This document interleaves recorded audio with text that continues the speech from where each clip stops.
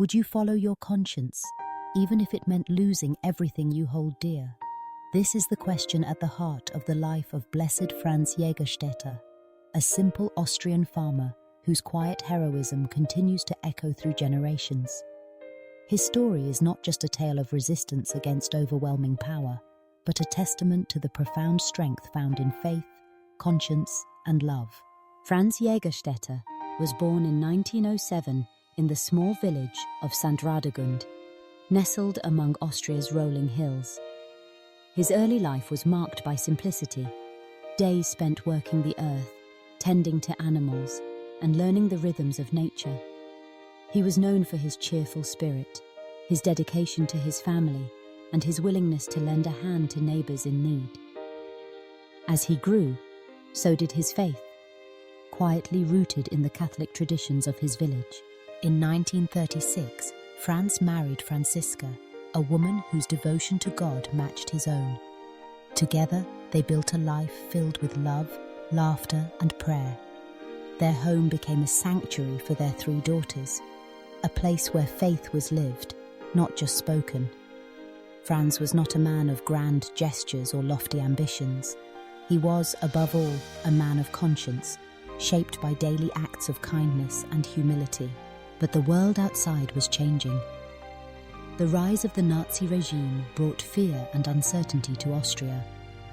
In 1938, Germany annexed Austria, and the shadow of war crept into every corner. The village of St. Radegund was no exception. Neighbors whispered anxiously, and families faced impossible choices as Nazi power demanded allegiance. When the Nazi authorities required all men to swear a loyalty oath to Hitler, Franz faced a decision that would define his life. For many, it was a simple matter of survival, a signature on paper, a few words recited. But for Franz, it was a test of conscience. He believed deeply that to support the regime, to bear arms for its cause, would be to betray both his faith and his own soul. Franz's refusal was met with disbelief. He was mocked, accused of endangering his family and betraying his country. Even local priests and friends urged him to reconsider, to think of his wife and children, to choose comfort over conflict. But Franz stood firm, his resolve shaped by prayer and reflection. He wrote letters, seeking guidance from church authorities, but found little support. In a world where compromise seemed the only path to safety, Franz's choice was radical. He continued his quiet life, working the fields, attending Mass, teaching his daughters the difference between right and wrong. Behind the scenes, he struggled with fear and doubt, knowing the cost of his conviction. Yet he never wavered. He believed that conscience was a sacred gift from God, a compass that could not be ignored, even at the cost of suffering. In 1943, Franz was drafted into the German army. He reported for duty, but refused to take the oath or serve in any capacity that would aid the Nazi regime. He was arrested and imprisoned, first in Linz, then Berlin. His letters from prison reveal the depth of his faith and love for his family. He wrote to Franziska, encouraging her to remain strong, assuring her that his decision was not one of pride, but of obedience to God. Imprisonment was harsh. Franz endured isolation, uncertainty, and the relentless pressure to recant. He was offered opportunities to compromise, to sign a simple statement and walk free. Each time he refused. His conscience was not for sale, not for comfort, not for safety, not even for the life he cherished so dearly.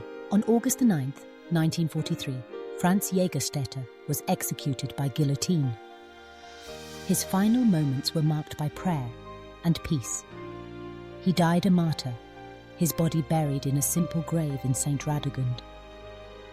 The world moved on, the war raged, but in the quiet corners of Austria, his sacrifice was remembered. Franziska, his beloved wife, faced the daunting task of raising their daughters alone. She continued the work of the farm, taught her children the lessons of faith and courage, and kept Franz's memory alive. For decades, she spoke quietly of her husband's witness, sharing his letters and his story with those who would listen. She never allowed bitterness to enter her heart. Instead, she chose gratitude for their love, for his faithfulness, for the gift of conscience. Today, Franz Jägerstätter is recognized as blessed by the Catholic Church, his life a beacon for all who struggle between conscience and comfort. His story asks us to consider what it means to be a true disciple. Is faith merely a refuge, a source of comfort in times of trouble? Or is it a call to truth, a summons to stand alone when necessary, to risk everything for what is right? Franz's witness is more than a historical footnote. It is a reminder that holiness is not reserved for saints in stained glass, but is found in the choices we make each day. In a world that often rewards compromise, that tells us to go along to get along, Franz's life shouts a different message. Choose truth, no matter the cost. Conscience is a sacred gift. It is the quiet voice within that urges us toward justice, mercy, and love, even when the world tells us otherwise. God gives us this gift so we can choose Him, not just when it is easy, but especially when it is hard. Franz teaches us that real discipleship sometimes means losing comfort, facing ridicule, and standing alone. But in that loneliness, there is a profound communion with God, a peace that surpasses understanding.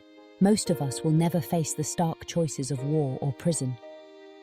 Our battles are quieter, moments when honesty means risking approval, when integrity means saying no to shortcuts, when kindness means sacrificing our own convenience. Each day is filled with choices that shape the soul. Will we choose comfort or conscience? Will we let our yes to truth define who we are? Blessed Franz Jägerstetter's life is a challenge and an invitation. He invites us to trust that God's grace is enough, even in suffering. He challenges us to let our faith shine, not only in the sanctuary, but in the fields, the workplace, and the family table. He calls us to be courageous, to let our conscience lead, and to choose rightly, even when no one is watching, even when it costs. As you reflect on Franz's story, consider your own life. Where is your conscience calling you to stand up, to speak out, to resist the easy path? Where might you choose truth over comfort, integrity over compromise? Let his courage inspire you to live boldly, to love deeply, and to trust that, in the end, faithfulness is its own reward. May you find strength in Franz's example. May you let your yes to truth become the foundation of your life. And may you remember that, in every quiet act of faithfulness, you join a long line of witnesses who have chosen conscience over comfort, truth over safety, and love above all.